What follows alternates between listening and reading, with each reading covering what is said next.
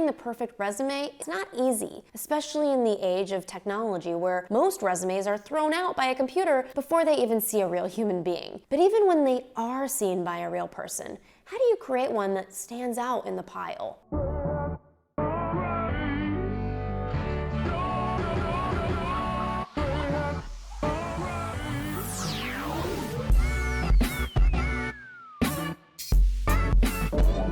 Hello friends, I'm AshleyStahl, a career coach, a keynote speaker, host of the U-Turn podcast, and best-selling author of the book also named U-Turn.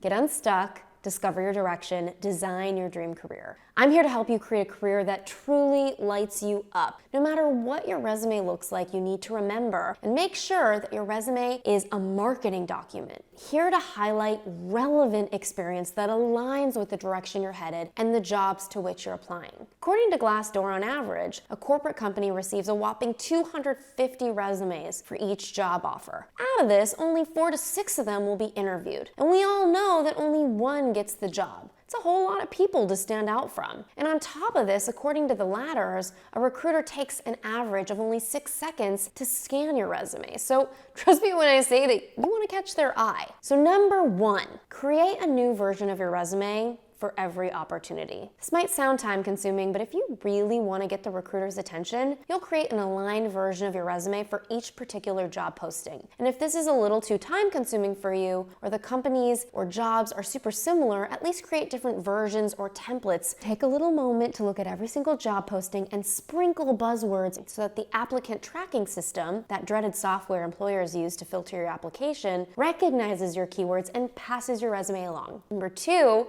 if you're in a career pivot, start with a short summary statement or objective. If your resume isn't super straightforward, you're in a career pivot, you have gaps on your resume, or you're changing industries, a brief summary statement of 2 to 3 sentences is a great opportunity to highlight your relevant skills from the past and show hiring managers why you're relevant for applying to this job in particular. If the job for which you're applying is very much so a straightforward fit for your resume, please don't waste space on your summary or your objective statement. It comes off as unnecessary fluff when the resume and the bullet points should speak for themselves. Number 3, be results-driven in your wording. This means your resume is a place where you highlight results and accomplishments over job responsibilities. Part of this means using what I like to call in my Job Offer Academy course, power words. Now, I understand that one's natural inclination with resume writing is just to list a bunch of job duties underneath each position on your resume, but if you want to make it stand out, that's just not going to cut it. Focus on highlighting your accomplishments over your job duties. Try to quantify your results. Don't just tell them what you did. Provide data or insights on how that made an impact for the company or its bottom line. I would say that at least 90% of the content under each job should be in languaging that shows results, and if it's simply a job responsibility you're showing, be sure it's relevant to the posting you're applying for. For example, it's one thing to say that one of your job duties is sales, but it's another thing to say that you generated $3 million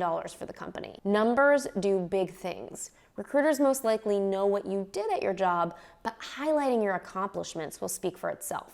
Number 4, use keywords from the job posting. Keywords from job postings are the ultimate magic fairy dust you can put on your resume. If you're applying for a bigger company, one of the best tactics is to insert keywords from the job posting into your resume so it gets past the computer screening. But don't overdo it because the hiring manager will notice if you're trying way too hard. But even if it's a smaller company or they don't use computer screening software, it's still a good idea to use keywords from the job posting because it'll catch the attention of the recruiter. And be sure to use power words or industry keywords. To me, power words are about the verbs you use at the beginning of each bullet point. Stay away from powerless verbs like helped or supported, and lead with power words like led or co-managed. Everyone is a leader within their position in their own right. And number 5, keep it simple.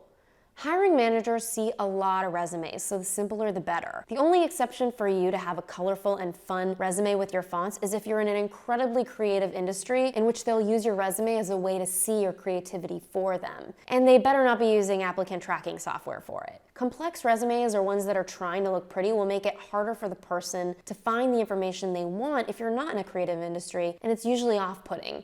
If you want the truth of it, oftentimes they end up in the trash. And who knows, they could be reading it on a phone or another device that's not a computer. Fun fact, also, PDFs are good for email, but you need to not attach it as a PDF if you're using an applicant tracking software, because the software scanners usually can't make out your resume if it's in PDF form. So attach it in a Word doc format if you're submitting an online application. Stick to a clean and simple format because they're easy to read on any platform. Stick to the black and white on the resume, and if you absolutely want to have one more, pick only one and use it to emphasize certain words. And no crazy fonts either, especially not Comic Sans. That's a resume 911. Fonts like Times New Roman, Arial, or Calibri are the way to go. And number 6, do your research. Before customizing your resume for a job posting, always make sure to do your research on both the position and the company. More than a 5-minute Google. Go deep. Look at their social media. Examine pictures of people. Get to know the culture. Read what people say on Glassdoor. Look at recent news and the media on them. Examine their culture and just vibe as a whole. Try to get a sense of who their competitors are and what are their competitors doing. No matter if a person or computer sees your resume or both, there are ways to help it stand out from the bunch. If you follow these simple steps, you'll find yourself getting more calls. So time to brush up on your interviewing skills, and I've got you. I have other videos on that.